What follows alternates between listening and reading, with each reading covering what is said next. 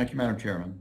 Mr. Romer, I'm sorry you weren't together with the previous panel. Did you get a chance to hear the interactions and the testimony from the previous panel? Yes, sir, I did. Thank you very much. Yes, sir. Thank you. Mr. Correa, who's now no longer on the screen, I don't think, very admirably and candidly described the suffering and the inhumanity that has resulted from in no way stanching the flow of this 2 million illegal immigrants into the United States. And even if, not all 2 million are being released in the United States, rootless and so forth, the suffering that Mr. Correa correctly described from everything I hear is 80% of females being raped, young girls being raped. He talked about the young girls being dropped off from the wall that the nation saw and was shocked by. This is happening every day.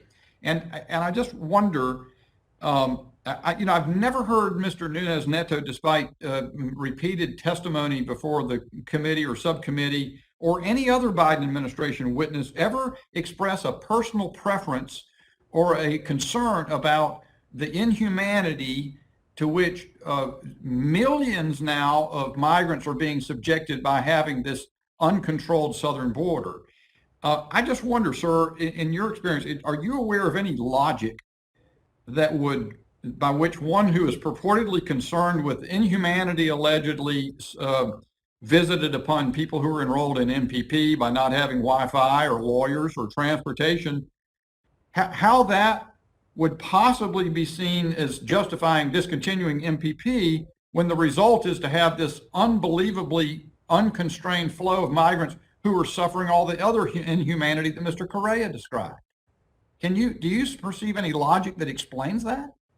Well, Congressman Bishop, I thank you for the question. And really, I applaud, all members of Congress for their important work on this issue. From a humanitarian crisis, sure, absolutely, with all due respect, I completely understand the humanitarian concerns. It is something that's there.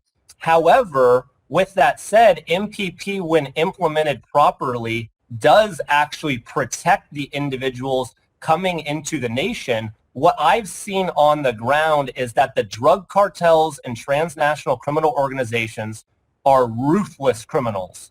And we need every tool implemented to the full extent of the law to combat these criminals.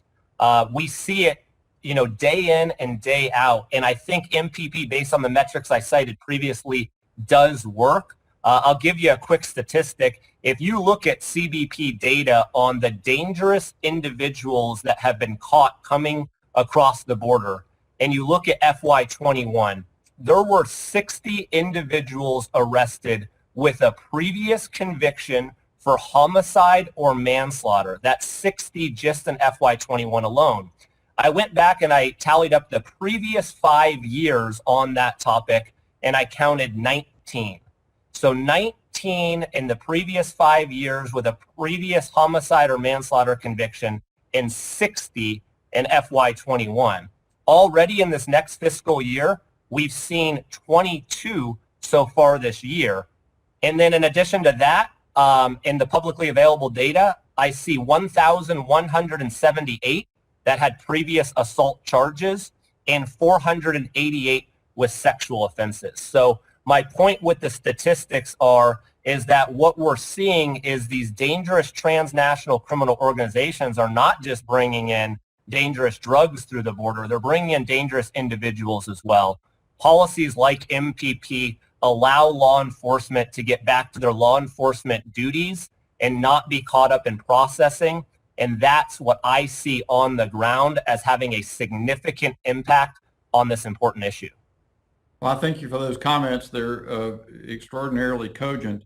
And it continues to elude me why members of the majority on this committee and DHS under the Biden administration is pleased or satisfied to see the United States government become the logistics arm for the Mexican cartels, and yet expresses no end of remorse rather than viewing it as an opportunity to implement MPP in a manner that's consistent with all the humanitarian concerns that they are troubled by. But that unfortunately is not what we're seeing. I appreciate your testimony very much, and I yield back.